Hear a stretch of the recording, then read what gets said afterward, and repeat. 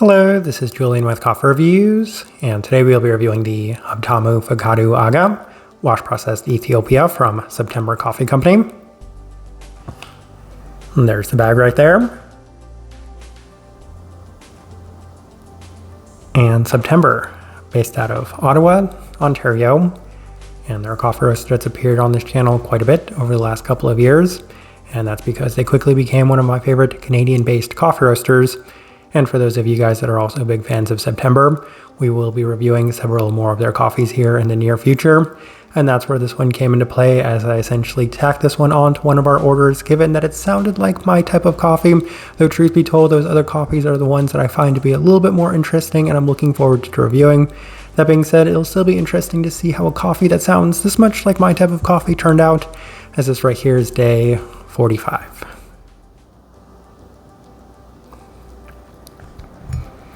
And recipe we went with for this coffee was our standard recipe in a 16:1 water to coffee ratio, brewed at 96 degrees Celsius, about 205 degrees Fahrenheit.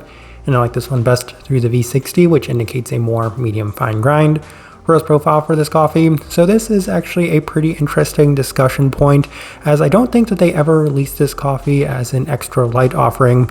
That being said, this coffee did turn out a slight bit more developed than we've had from some of their standard offerings in the past. Now that's not to say that we haven't had an experience like this from them in the past, as I'm specifically referring to the Abel Salinas, which did turn out slightly more developed than I might have expected. That being said, I wouldn't necessarily say that this coffee was overly developed, just relative to a lot of the coffees we've had from them as a standard offering. It did have a slight bit more development to it, so it's still, I would say, on the mostly light side of things, though I could see some people saying a little bit closer to a late medium by most standards and metrics. With all that out of the way, let's go ahead and start discussing this coffee. Day 17, first impression, and we did opt for the V60, and the coffee offered a very traditional experience for an Ethiopian coffee as far as it went, for a clean, fruity, and floral base with a higher than average intensity, primarily skewing in a peachy sense. Pretty straightforward and direct, so a pretty nice start all around, though I did take note of the fact that there was just that slight bit more development than I might have expected from a coffee roaster like September. We move on to day 20 as we opted for the Chemex, and it was a pretty similar experience this time around, as the coffee is pretty direct again, perhaps a slight bit less intensity this time around, especially in regards to stone fruit quality. Outside of that, it's still pretty clean, sweet, and floral, so not too much to take away from this day either. We move on to day 23 as we opted for the April brewer, and the coffee has been expectedly consistent, as once again the biggest takeaway we had from this brew method was that it was slightly less intense and defined overall, suggesting that the coffee could possibly be pushed a little bit more.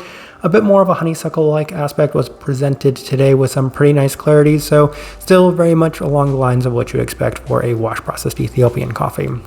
We move on to day 26 as we opted for the V60 with the higher extraction adjustments, and I had some pretty mixed reactions to how the coffee did hold up, as it did offer plenty of the vintage Ethiopian characteristics with a slight bit more intensity. Peach does continue to remain one of the more prominent aspects, though this time a sweeter citric tone was also present within it, and I feel like it did present a little bit of the development in a much more prominent sense this time around, so I was feeling that slightly more, we'll just say, robust quality that was present within this one. We move on to day 29 as we opted for the Chemex with the same adjustments, and the coffee does continue to remain highly focused on the sweeter peach attributes with plenty of the honeysuckle. It has been consistent, and I would say that for the most part it's improving, but I feel like this option that we went with in terms of the overall adjustments weren't necessarily yielding the best results for it. So on day 32, we went back to the V60 with our standard recipe, and interestingly enough, the coffee was nice, but not quite as peach forward as some of the previous days, as this time I was offering a little bit more of a vanilla aspect, otherwise a bit more of the honeysuckle, so skewing a little bit more on the floral side of things. Day 35 through the Chemex, and this is when I decided we were going to go with the V60 for the final day, as this was offering notably less intensity relative to the V60 experience that we'd had. It still has some pretty nice clarity, with the focus being on the peach and floral aspects and a slight bit of citrus this time around. Straightforward yet again, and on day 38 we opted for the V60 with our standard recipe, and it honestly felt like this coffee at one point might have just dropped off, as I feel like a lot of the more intense aspects I experienced from this coffee was right after we'd opened the bag, and it seemed to kind of trail off from that point going forward, as the first experience I did have for this coffee was very peachy, very floral, a lot of what you'd expect for a wash processed Ethiopian coffee. But this time around, it was skewing a little bit more on the citric bright side of things, complementary florality, and just a notably less amount of the peachiness to it. All right, let's go ahead and put up the tasting wheel so you can see what we're getting. And we have a handful of level 4s, so we'll go through those, and I don't think that there's anything out of the ordinary on this one.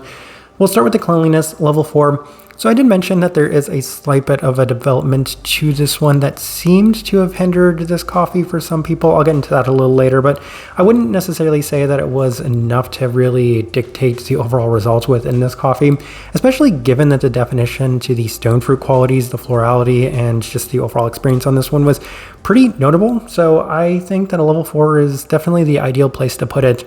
We move on to the finish, level 4, and the finish was also pretty nice, as oftentimes it came in either the more stone fruit or floral-like sense for me, and given that they were notably sweeter, given that the sweetness is there at that level 4, then I was definitely very happy with them, especially given that it was a much more consistent tone to this coffee, even with the coffee seeming to somewhat take a step back in the later days.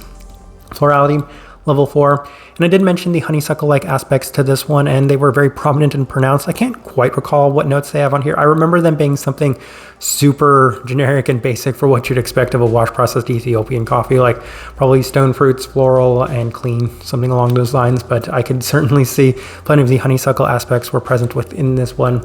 We move on, stone fruit, level 4, and yeah, there was definitely a lot of peachiness to it, easily the most pronounced and prominent fruit quality within this coffee for the entirety of it, even with it being a little less prominent and pronounced on some of the later days.